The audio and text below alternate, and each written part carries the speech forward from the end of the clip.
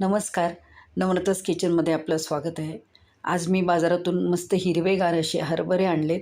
त्यांना धुवून ठेवले आणि नंतर ह्याला मी चांगले असे जाडसर वाटून घेतलेले आहेत.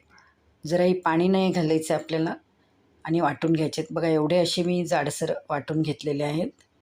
म्हणजे थोडे असे दरदरीत म्हणतात ना तसं. आता इथे मी कढई ठेवलेली आहे स्लो गॅसवर. त्याच्यात मी 3 टेबलस्पून तूप घातलेलं आहे. आणि आपण जे हरभरे जाडसर वाटून घेतले ते सर्व ह्याच्यात घालायचे आहेत.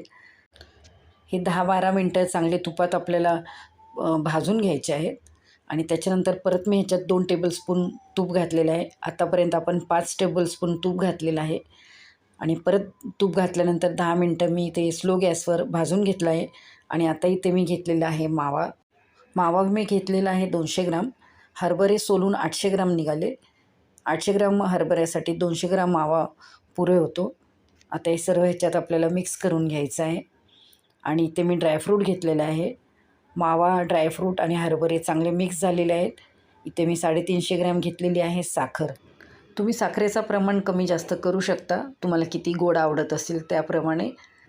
आता साखर, मावा आणि हरभरे चांगले एकदम मिक्स झालेले आहे.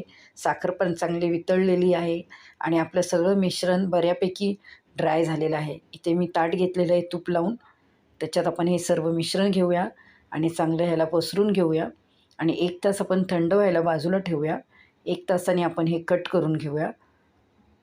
काही कलर वगैरे न वापरता, काही एसेन्स न वापरता मस्त हिरवंगार आपण हरभऱ्याची मिठाई केलेली आहे. तुम्हाला ही रेसिपी कशी वाटली ते मला कमेंट करून सांगा व आपला चॅनल नम्रताज किचन याला लाईक, शेअर, सबस्क्राईब करा.